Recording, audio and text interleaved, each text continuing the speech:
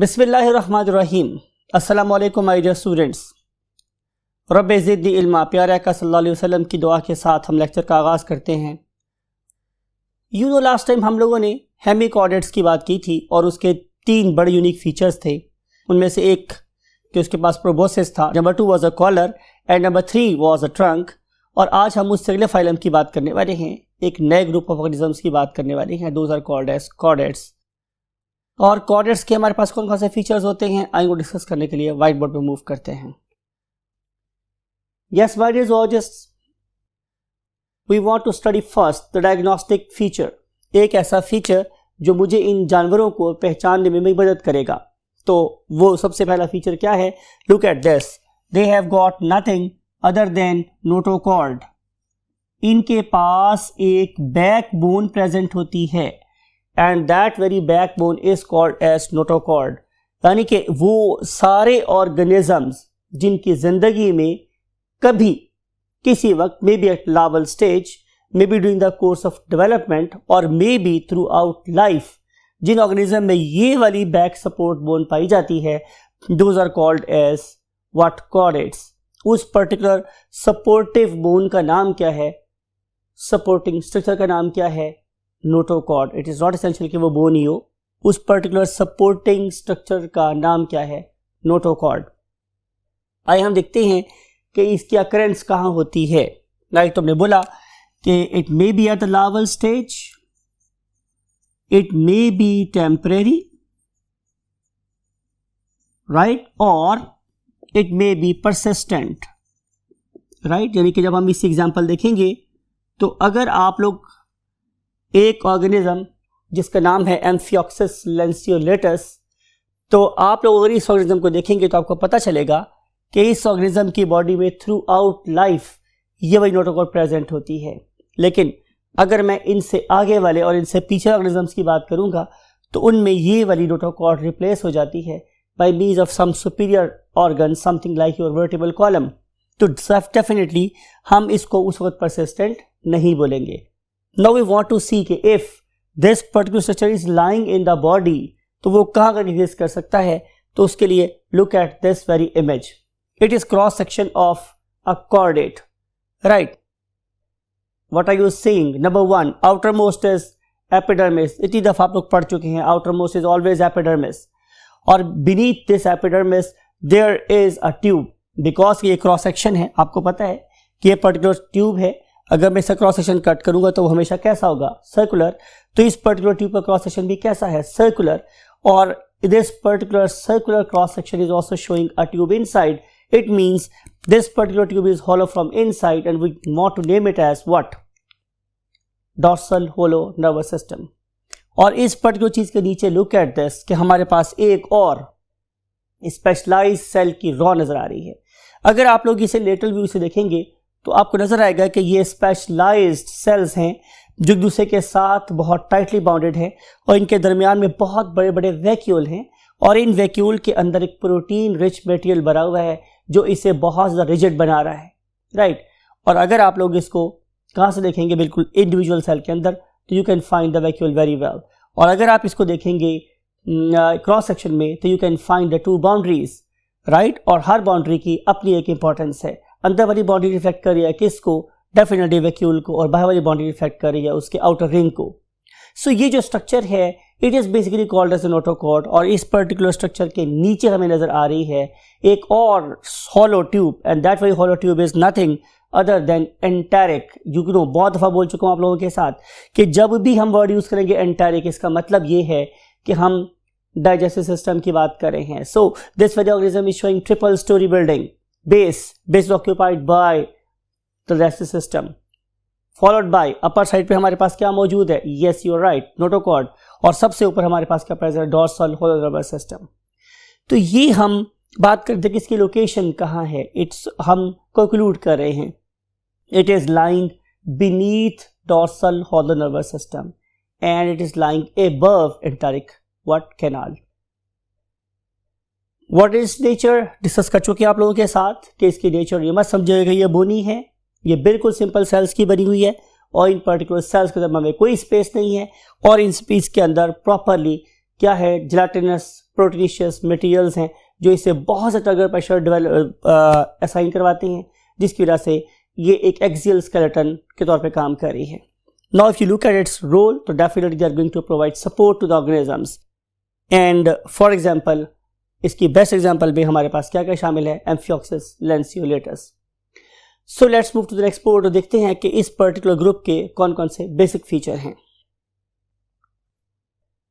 Yes my dear students, हम discuss कर रहे हैं बेसिक फीचर्स को. तो पहला फीचर हमारे पास क्या है कि इनके पास एक dorsal hollow nervous system present होता है. अगर आप इन ऑर्गेनिज्म की डेवलपमेंटल स्टेज को देखें तो आपको पता चलेगा कि ये वाला dorsal hollow nervous system it is ectodermal in origin. मैं जब बात करता हूँ एक्टोडर्मल इन ओरिजिन, इसका मतलब ये है कि ये सबसे बाहर वाले सेल्स हैं. इनके बिल्कुल नीचे प्रेजेंट थी एक mesoderm, right, that is called as notochordal mesoderm or chorda mesoderm. And this, look at this animation, this particular chorda mesoderm is going to induce का मतलब मुतासिर करना. ये अपने से ऊपर वाले सेलों को क्या करिए, मुतासिर करिए, अफेक्ट करिए. It is going to induce some substances into the upper layer. Therefore, it is going to differentiate from rest of the cells, means the skin making cells. यहाँ से डिफ्रेंसिएशन का प्रोसेस शुरू हो जाता है. हमारे skin forming cells nervous system forming cells में convert होना शुरू हो रहे हैं. और ultimately this particular plate will fuse together and will form a hollow tube that is called as dorsal hollow nervous system. Right, दो बातें मैंने आपको बताई हमारे डियर स्टूडेंट्स जो आपको बहुत ज़्यादा गौर से अपने माइंड में रखनी है. नंबर 1 कि ये एक्टोडर्म से बनी है. नंबर 2 कि ये अंदर से हॉलो है. जब ये वाली प्लेट फ्यूज होती है ये एक पूरी ट्यूब बन जाती है और ट्यूब बनने के बाद ये क्या कहलाएगी, डॉर्सल हॉलो नर्वस सिस्टम. याद रखने वाली बात ये है कि इन वर्टिब्रेट्स में जो हमारा नर्वस सिस्टम है it is basically ventral in position, but in case of vertebrates and chordates nervous system is always dorsal in position. So position is very important. Dorsal hollow nervous system. Right. Number two thing is presence of notochord. अभी discuss किया हमने कि इसी particular dorsal होलो tube के नीचे हमें एक solid rod of sales नजर आती है. And that particular solid rod of cell may be persistent और may appear for shorter period of time, and in you can say advanced cases it may be replaced by even more advanced structures like vertebral column. The best example are you. Right. तो दूसरा जो feature है वो क्या है, presence of notochord. अब हम बात करें लास्ट फीचर की. आप इन तमाम इमेजेस को देखें तो इन सब में आपको एक ही चीज़ नज़र आ रही है कि इनके पास हमें पेयर्ड गिल्स नज़र आते हैं. इनमें से कोई भी ऐसा ऑर्गेनिज्म नहीं है, लेट मी सरप्राइज यू, अगर मैं आपकी बात करूं तो आपकी ज़िंदगी में भी कभी ना कभी during the course of your development, and that very developmental stage is called as ontogeny.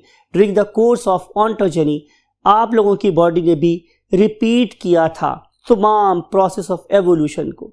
अगर हम एवोल्यूशन को माने और एवोल्यूशन को हम जैसे मानते हैं तो हमारा बिलीफ ये है कि हमारे इंसेस्टर्स कॉमन थे. वो इंसेस्टर कौन थे, कॉर्डेट्स. तो अगर हमारे इंसेस्टर कॉर्डेट्स थे तो हमारी ज़िंदगी के दौरान में भी कभी ना कभी क्या बनने चाहिए, गिल्स बनने चाहिए. एंड येस इट डज, ऐसा ही होता है कि हमारी लाइफ में जब हम एम्ब्रियो होते हैं तो हमारी लाइफ में भी प्रॉपर गिल्स बनते हैं, लेकिन गिल्स बाद में रिप्लेस हो जाते हैं definitely by lungs and some other organs like internal ears. तो हम कहना ये चाह रहे हैं हमारे स्टूडेंट्स कि हमारी ज़िंदगी में भी लक़द खलक़ल इंसान फी अहसन तक़वीम की बात की जा रही है, इंसान की बात की जा रही है कि हम अपनी बात भी करें तो हमारी कोर्स ऑफ डेवलपमेंट में भी हमें प्रॉपर गिल्स नज़र आते हैं. वो अलग बात है कि they are further replaced by superior organs like your lungs. Right. तो ये तीन फीचर तमाम के तमाम कॉर्डेट्स में प्रेजेंट होते हैं. दोबारा से देखते हैं. Number 1 presence of dorsal hollow nervous system. आइए आप लोग लिख भी देते हैं. Number 1 presence of dorsal hollow nervous system. Right.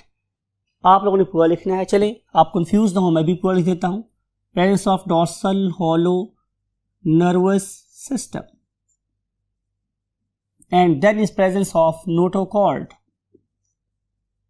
Right. And finally presence of paired gills at some stage of their life. This particular, तो हम क्या कह रहे थे कि इन ऑर्गेनिज्म की बॉडी में किसी न किसी स्टेज के ऊपर गिल्स जरूर प्रेजेंट होते हैं। वो अलग बात है कि बाज़ ऑर्गेनिजम्स में ये वाले गिल्स रिप्लेस हो जाते हैं by some superior structures like the lungs, और आई थिंक आप फौरन पहचान गए कि हम आप लोगों की बात कर रहे हैं। Now we want to move to the classification कि इस particular group that is perhaps the most diverse and currently ruling group on the face of earth, that is called as a chordates, sequence types हैं। Let's move to the next column of the board. Yes my dear students, हम discuss कर रहे हैं chordates की, और chordates को हम लोगों ने दो मेन कैटेगरीज में डिवाइड कर दिया है। Number one is called as acrania। You know very well कि हम अपनी बायोलॉजी में जब भी वर्ड यूज करते हैं ए, इसका मतलब होता है नो, एंड crania का मतलब है हैविंग क्रेनियम, यानी कि इन ऑर्गेनिजम्स के पास क्रेनियम नहीं है। अब समझना हमें ये है कि हम क्रेनियम किसे कहते हैं। तो माय डियर स्टूडेंट्स, वो वाला केस, वो वाला बॉक्स जिसके अंदर हमारा ब्रेन बंद होता है, उसे हम क्या बोलते हैं? क्रेनियम। अब आप इन ऑर्गेनिज्म को देखें कि ये एवोल्यूशन की अभी इब्तिदा पर हैं। They don't have that much excessive number of intermediate neurons. तो जब इनके पास बहुत ज़्यादा इंटरमीडिएट न्यूरॉन्स नहीं है तो डेफिनेटली उनके पास मीन टू से ब्रेन नहीं है, और अगर ब्रेन नहीं है तो फिर ब्रेन के प्रोटेक्टर की क्या ज़रूरत है? ज़ाहिर है वो भी नहीं होगा। तो इन लोअर कॉर्डेट्स को हम लोग नाम कह देते हैं acraniates, मीन्स कि इनके पास ब्रेन नहीं है। डॉर्सल हॉलो नर्व कॉर्ड, ये नर्वस सिस्टम प्रेजेंट है, लेकिन उसकी एंटीरियर स्वेलिंग नहीं है, that is going to store excessive number of intermediate neurons और एसोसिएट न्यूरॉन्स। तो इसलिए वे क्या बोल रहे हैं? acraniates। और इन acraniates को अगर मैं डिवाइड करूं तो इसकी मेरे पास तीन टाइप्स नजर आती हैं हमें। Number one urochordates, and number two is cephalochordates, and number three is craniates। तो ये तीन मुझे टाइप नजर आ रही हैं, और acrania में जो सबसे पहली टाइप है मेरे पास, that is called as the urochordates. और यूरोकॉर्डेट्स को हमने फर्दर तीन सब टाइप्स में डिवाइड कर दिया है। नंबर वन यूरोकॉर्डेट्स, यूरो का मतलब है मेरे पास अर्लियर, और कॉर्डेट्स का मतलब जाहिर है ऑर्गेनिज्म हैविंग द नोटोकॉर्ड। तो इन पर्टिकुलर यूरोकॉर्डेट्स का एक नाम और भी है, that is called as the Tunicata. Now what is basically a tunicate? Tunicate is an organism that is going to make a special protection around it, and that very special protection is called as tunic. So it is made up of a special protein that is called as tunicin. तो जिन organism के बाहर ट्यूनिसिन की बनी हुई एक protective coat present है, all of them are included in one group, and that group is called as Tunicata. तो इसका मतलब ये होगा कि हमने ट्यूनिकेटा को तीन फर्दर ग्रुप्स में डिवाइड कर लिया है। Number one is called as larvacea. तो मैंने आप लोगों के लिए इसको डिवाइड कर दिया, इस नाम को डिवाइड कर दिया दो पार्ट्स पे, लार्वेसिया, लार्वेसिया बोलेंगे आप इसे, लार्वेसिया। एशिया सब में आना है, ACEA सब में आना है, इसलिए मैंने लार्व को और एशिया को सेपरेट कर दिया। अगर आप यहां पे देखें तो यहां पे भी एसिड मीट उसे इतना पोर्शन एंड देन एशिया। सो बोलेंगे आप इसे कैसे? एसिडेसिया, एसिडेसिया। और अगर आप इसको देखें तो यहां पे भी थैली और उसके बाद एशिया, तो तीन ग्रुप्स हो गए। Number one larvacea, number two ascidiacea, और number three thaliacea. These three groups have some common characters. जाहिर है सबसे पहला कैरेक्टर तो यही कॉमन होगा कि इनके पास नंबर वन पे क्या होना चाहिए? Definitely they should have a dorsal horn nervous system, they should have a notochord. तो ये वाले फीचर्स तो यहाँ पे प्रेजेंट ही हैं। कुछ एक्सेसिव फीचर्स भी यहाँ प्रेजेंट हैं। फॉर एग्जांपल लार्वेसिया की सबसे जो बड़ी दो एग्जांपल हैं उसके लिए आप ये इमेज देखें। Number one is called as oikopleura. बोलना सीखिए क्या मेरे साथ? आपको बोलना सिखाते भी हैं, इसको प्रोनाउंस करना भी सिखाते हैं। Echo, echo, right, echo and then pleura. बहुत से लोग इसको याद करने के लिए ओइकोप्लूरा भी कहते हैं, राइट। इकोप्लूरा और ओइकोप्लूरा जो भी आपको अच्छा लग रहा है, आपको अपने सबसे जो इंपॉर्टेंट पर्सपेक्टिव है या माइंड में सोचना चाहिए वो क्या है कि आप स्पेल को सही लिख सकें। आप स्पेल को प्रोनाउंस करना तो एक सेकंड बात है, अभी आप इतने बड़े जॉर्जस नहीं हुए, लेकिन एटलीस्ट आपको करेक्ट स्पेलिंग लिखनी है एग्जाम में, तो इसके लिए आप इसे ओइकोप्लूरा ही याद करें, oikopleura. And then next word is appendicularia, appendicularia. तो these are the two examples representing larvaceae, right? अब इनकी फीचर क्या है? Definitely they have got the nerve cord and then they are free living at least at the larval stage, and then they may fix themselves, and then they are less than 1 centimeter in size. आगे मैंने bracket में category लिखा हुआ excluding tell. इनकी tales बहुत लंबी होती हैं, लेकिन अगर मैं इनकी टेल को उतार दूं तो बाकी मेरे पास सिर्फ और सिर्फ 1 सेंटीमीटर ऑर्गेनिज्म बचता है. तो इमेजिन कि कितने छोटे छोटे नन्हे मुन्ने से कोऑर्डिनेट्स हैं, right? And now if you want to develop some sort of resemblance, तो वो resemblance किस तरह की है? Something like a tadpole. लेकिन इनके पास एक यूनिक फीचर प्रेजेंट है. वो क्या? कि they always make tests. और अगर मैं आप लोगों से पूछूं my dear students कि इनके टेस्ट किस चीज के बने होंगे, तो I think few intelligent students will reply promptly made up of tunicates because they are tunicates, right? Now we want to jump to the next class. The next class is called as Acidaceae, right? अब इसकी पहले आप 2 example देखेंगे ताकि आप लोगों के mind में इनके क्या हो फीचर्स आ जाए, फिर हम उनके बारे में मजीद बात करते हैं. Number 1 example is ascidia. Ascidia, very first example is Acidia. Look at its image, right? And now we want to see the next example, and next example is Cyona. Cyona intestinalis. मेरा ख्याल है कि intestine आपके लिए कोई बड़ा मुश्किल सा नाम नहीं है, right? और Cyona intestinalis is an example of Acidia, right? They are like, very rightly said, sac. इसी में क्या लिखा हुआ है? Sac-like. And we also call them as what? Sea squares. Now we want to move to the last class, and that class is called as Thaliacea or Thalacia. इसी example भी देखेंगे क्योंकि बुक में सिर्फ आपकी एग्जाम्पल लिखी है, तो हम सब एग्जाम्पल तक फाइन रहेंगे. Number one example is Salpa. Look at this. Its name is Salpa. Look at its image. And now we want to move to the last example, and that is called as Doliaeum.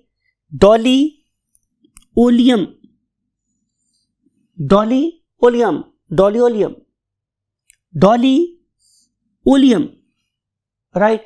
तो आप इन image को अपने mind में रखें और इनकी classes को भी अपने माइंड में रखें, बिकॉज कि ये वाली क्लासेस के नेम्स और ये एग्जांपल्स आपको वो नंबर मुमकिन दे जाए जो आपको किसी अच्छे मेडिकल कॉलेज में ले जाए. Now we want to move to the next class, next group of these particular acrania. कि पहला ग्रुप मेरे पास कौन सा था? हमारे पास स्टूडेंट्स यूरोकॉर्डेटा. और हम जिसकी बात कर रहे हैं, those organisms are very special. Why we want to say them very special? Because perhaps they are the ancestors of all craniates. हालांकि हमने इसे कहां प्लेस किया हुआ है? एक क्रेनिया के अंदर, लेकिन इन ऑर्गेनिजम्स ने क्रेनिएट्स की फाउंडेशन ले की, यानी कि शायद क्रेनिएटा और एक क्रेनिएटा के संगम पे, यूनियन पे, जंक्शन पे जो ग्रुप हमें नजर आता है, that is called as cephalochordates, right? और इन सेफलोकॉर्डेटा की जो एग्जांपल है उसमें लेप्टोकार्डाई and then Branchiostoma means Amphioxus lanceolatus. These are the 2 examples of cephalochordates. अब cephalochordates को फिर भी हम क्यों नहीं प्लेस कर रहे एक एरिया में? बिकॉज कि ऑल्दो इनकी डॉर्सल हॉलो नर्व ट्यूब आगे वाली साइड से, एंटीरियर वाली साइड से थोड़ी सी कैसी है? बल्जिंग है, बाहर की तरफ निकल रही है, but still we can not call them as organism having the brain, right? Still number of intermediate neurons, they do not sufficient to be called as brain, right? And then look at this.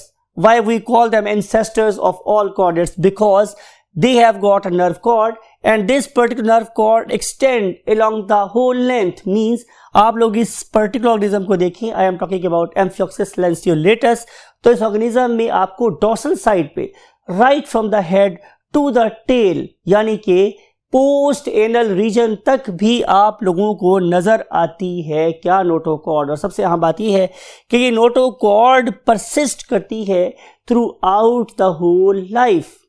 और इन organism ने उन organisms की foundation रखी कि जिन्हें हम लोगों ने बाद में चल के क्या नाम दिया? वर्टिब्रेट्स का. अगर ये वाली सपोर्टिव बोन पूरी जिंदगी परसिस्ट ना करती तो शायद वर्टिबल कॉलम वाले ऑर्गेनिजम्स की फाउंडेशन ले ना हो सकती. अगर इस पर्टिकुलर ऑर्गेनिज्म के ट्यूब की एंटीरियर साइड स्वेल होना ना शुरू करती तो मुमकिन है कि हम लोगों को इतनी स्पेस ही ना मिलती कि हम एक्सेसिव नंबर ऑफ न्यूरॉन्स को प्रोड्यूस कर सकते या उन्हें स्टोर कर सकते और फिर हम एक्स्ट्रा बायोलॉजिकल एक्टिविटीज करने के काबिल भी ना होते।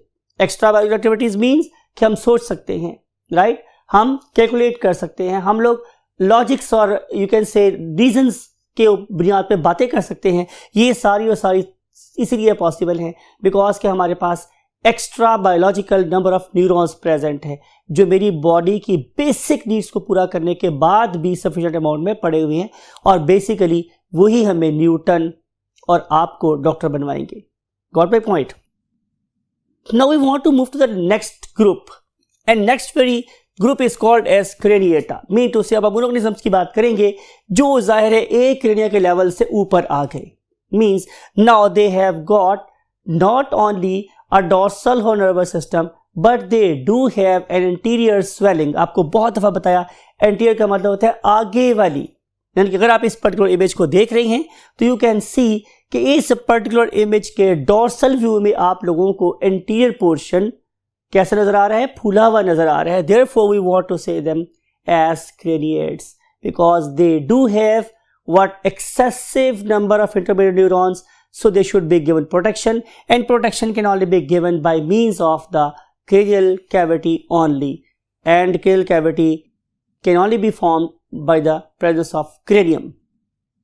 हमने इस क्रेनिएटा को नीचे लेके आए हैं। look at this because we are suffering from scarcity of the space। तो हम इस क्रेनिएटा को मूव किया हमने डाउनवर्ड मूव करने के बाद हम लोगों ने इसकी दो मेन क्लासेस बना दी। look at this image, one of them is called as agnatha and other one are called as gnatha। जब मैं वर्ड यूज करता हूं agnatha, इसका मतलब मेरे पास क्या है? अगेन हम बायोलॉजी पढ़ रहे हैं और बायोलॉजी में हमने आपको सिखाया था कि जब भी हम वर्ड यूज करते हैं ए तो इसका मतलब होता है नहीं। agnatha इसका मतलब ये है कि इन ऑर्गेनिजम्स के जॉस नहीं हैं, right. Now what is a jaw? आप उस पर्टिकुलर चीज को जॉ कैसे, जिस पे मेरी दाढ़ी उगी हुई है, right, this portion is called as a basically jaw, right. जब तक ये नहीं था हमारे पास तो हमारा शुरुआत के ऑर्गेनिज्म में होता था एग्नेथा में, राइट। लेकिन जो आपसे बातें कर रहा हूं या जो मैं चीजों को च्यू कर सकता हूं, जो मैं बोन्स को क्रश कर सकता हूं, if I am a tiger और लाइन मैं प्रेडेट कर सकता हूं, तो it is all due to presence of the marvellous creation of the God and that very thing is called as what? The jaw, lower jaw, right. तो हमने इस particular चीज को आने के बाद ऑर्गेनिज्म के दो ग्रुप बना दिए। One of them was agnatha, other one was gnatha. तो हम लोग इस पॉइंट पे हैं। Now look at this, what is agnatha? Agnatha की बेस्ट एग्जांपल हमारे पास क्या है? Cyclostomes, right. अब साइक्लोस्टोम्स क्या होते हैं, उनके कौन कौन से फीचर हैं, ये इंशाल्लाह हम नेक्स्ट लेक्चर में आपका डिस्कस करेंगे। लेकिन आप इस पर्टिकुलर इमेज को देखें कि organism is eel like, it has got tremendous number of you can say gill apertures and slits. लेकिन जो सबसे गौर तलब बात आपने देखनी है वो माय डियर स्टूडेंट्स ये है कि आप इस मैग्नीफाइड इमेज को देखें, इसके पास कोई जॉ नहीं है, बल्कि इसका मुंह बिल्कुल वेंट्रल साइड पर है और इसके ऊपर एक सीव, एक छलनी लगी हुई है, राइट। और इस छलनी की वजह से ये कोई सॉलिड फूड नहीं खा सकते, ये सिर्फ और सिर्फ क्या करेंगे? उस चीज को ही खाएंगे जो फिल्टर होकर इस पर्टिकुलर सीव में से इनकी बॉडी में जाएगी। Best example for their food are the planktons. Planktons क्या होते हैं ये आप भी सोचिएगा। Now we want to move to the next class and next class is called as gnatha। Means हम ऐसे ग्रुप की बात कर रहे हैं जिनके पास प्रॉपर जॉज प्रेजेंट है। अब हम लोगों ने किया क्या है कि इस पर्टिकुलर जॉड ऑर्गेनिज्म को फर्दर दो कैटेगरीज में डिवाइड कर दिया है। Look at this, one of them is called as Pisces. Whenever we use the word Pisces it means we want to discuss about the fishes, right. English के लोग हमसे conflict कर सकते हैं कि हम फिशेस क्यों बोलते हैं, और वो तो फिश का प्रोल में फिश लिखते हैं बाहर, एक बात की बात है, कभी उनसे डिस्कस की जा सकती है ये वाली बात। लेकिन हम इसे बाहर पाइसेस लिखते हैं, मींस फिशेस लिखते हैं। और फिशेस के हम लोगों ने दो मेन ग्रुप बना दिए हैं। One of them is called as a Chondrichthyes. Chondrichthyes का मतलब ये है कि इन ऑर्गेनिजम्स के अंदर जो स्केलेटन है it is made up of cartilage. तो वी कैन से कि पाइसेस की मेरे पास दो टाइप्स हो गई। One of them is called as cartilaginous fishes, right, and other one are called as ostichthys. Ostichthys means bony fishes, right? तो मेरे पास दो किस्म की फिशेस हो गई। लेकिन इनमें से हम किसी को ये नहीं कह सकते कि दे हैव गॉट द 4 लिम्स। और अब मैं जिस दूसरी क्लास का जिक्र करने वाला हूं, that very class is called as Tetrapoda, यानी कि ये वो वाले ऑर्गेनिजम्स हैं जिनके प्रॉपर 4 पांव प्रेजेंट है। इनके अंदर भी 4 पांव in the terms of paired fins present थे, लेकिन आप लोग उसे बहाल पांव नहीं कह सकते। हाँ, आप ये जरूर कह सकते हैं कि during the course of evolution ये paired appendicular structures they led the foundation of tetrapody. लेकिन भाई ये टेट्रापॉड नहीं है, ये टेट्रापॉड के एंसेस्टर तो हो सकते हैं। देयरफॉर हम लोगों ने पाइसेस को एक ग्रुप में प्लेस कर दिया और ऑल टेट्रापॉड्स को दूसरे ग्रुप में प्लेस कर दिया। अब टेट्रापॉड्स की फर्दर हमारे पास कितनी क्लासेस हैं? 4। One of them is called as amphibian, other one is called as the reptiles, next is called as the aves or the birds, and last but not the least are the mammals. तो ये हैं हमारे पास 4 different type से क्या classes of tetrapods. ये कोई नई बात नहीं है, इसलिए हम इसको इतना डिटेल से आप लोगों के साथ नहीं करें। अगला लेक्चर आप लोग इस बात के ऊपर होगा कि व्हाट आर साइक्लोस्टोम्स और साइक्लोस्टोम्स किस तरह से होती हैं, कहाँ एग्जिस्ट करती हैं, उनकी क्या पहचान है। इन सारी बातों के लिए हम आपसे मिलेंगे नेक्स्ट लेक्चर में, और हमेशा की तरह इस दुआ के सात कि आप अपने इर्द गिर्द सानिया बांटें और अपने पेरेंट्स के लिए ख़ास तौर पे आप एक बहुत बड़ी नेमत साबित हों। मैं चाहूँगा आप लोगों की इजाज़त और कहूँगा आप लोगों को अल्लाह हाफिज़।